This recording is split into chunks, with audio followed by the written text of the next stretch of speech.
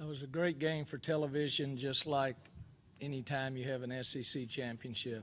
The SEC is back, okay? The SEC is back.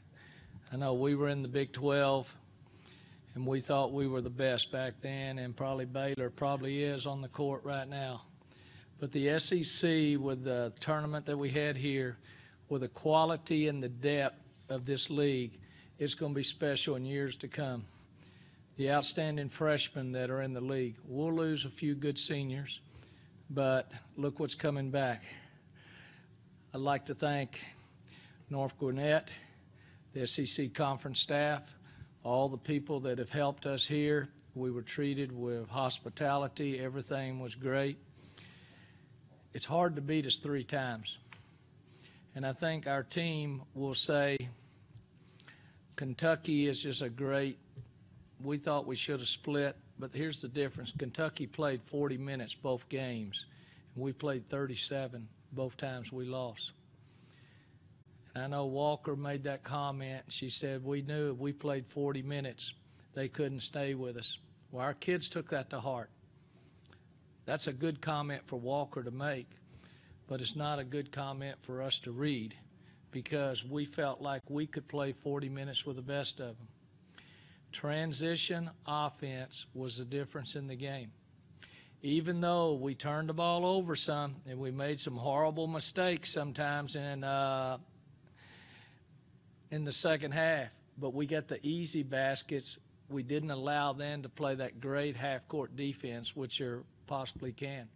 Pratcher and Jones did a great job of dissecting. Gilbert hung on in the first half for us while we had Bone in foul trouble. Bone did her thing in the second half along with my 2 freshmen and my unsung hero down there, Christy Bellick.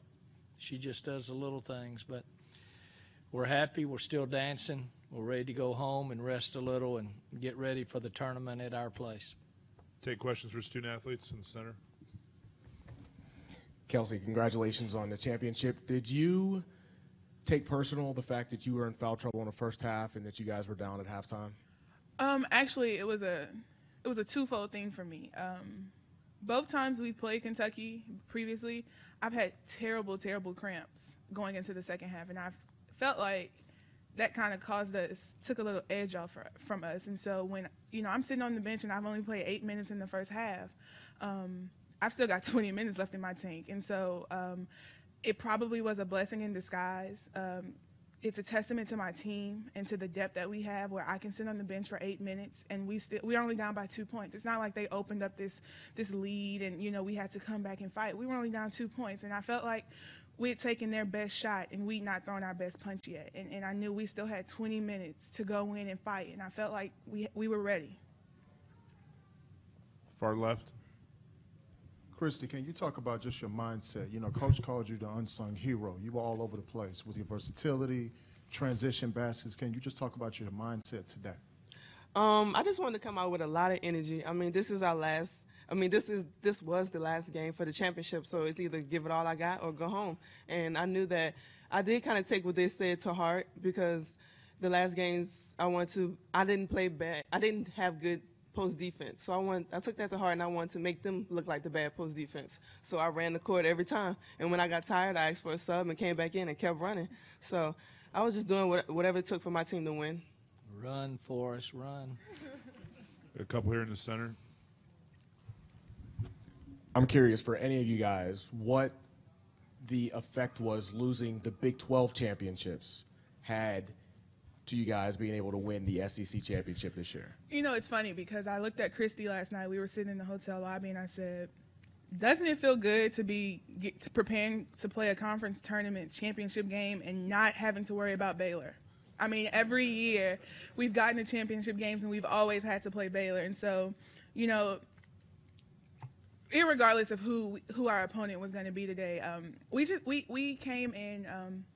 We lost 4 games. We lost 4 of our last 5 games, and I think sometimes you need a little bit of failure to wake you back up sometimes. And so those 4 games, they really refocused us, and I think it changed our mindset. And we see if we just listen to our coaches and we play hard and execute the game plan, we're a dangerous team.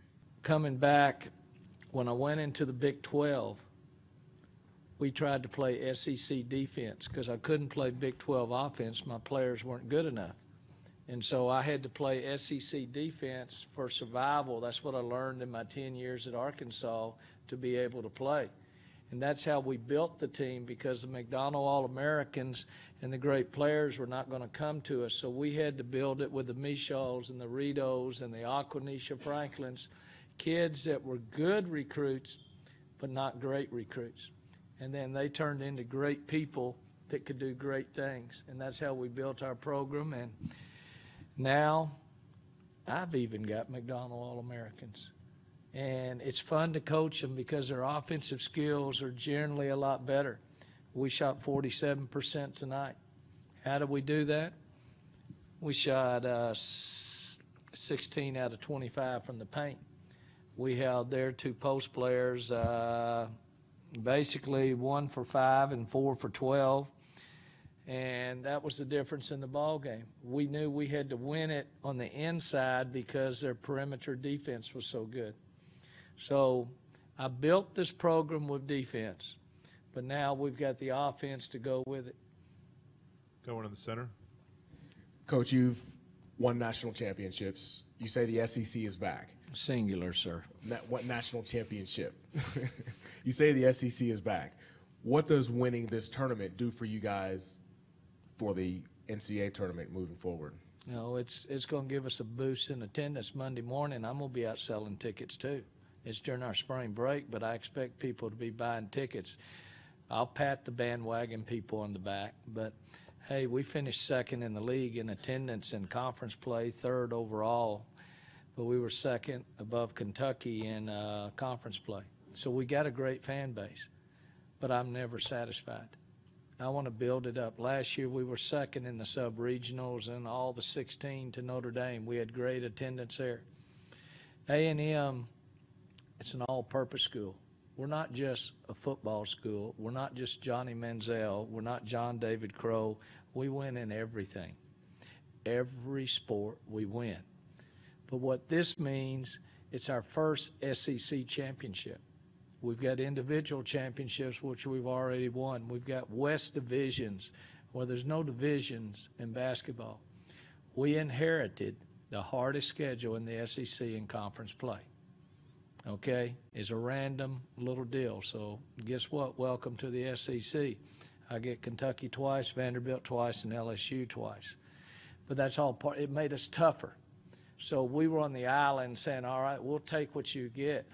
Take what you're going to give us. We were 5-1 on road games until we lost our last two at Vanderbilt and Tennessee, two pretty good teams. We're going to give to the SEC what the SEC always needs. It needs that Western team also to be a recruiting base for all the sports. Texas has got a lot of folks. It doesn't matter if you're equestrian or you're in gymnastics or what. Texas is loaded with talent just like Florida is. And it's opening up the doors for other schools to come in. We'd like to close the door sometimes, but there's more than enough. I'm happy to be a part of it. I'm in this thing not to win games, but to win championships and compete for championships. I've lost a lot of championships, but I've won a lot too. You build your program with your staff. Folks, I hire good people, and I work them like slaves, and I give responsibility out, and then I give them the love afterwards. But my staff, it's been very, very special over the years, and this is one of the best staffs I've ever had.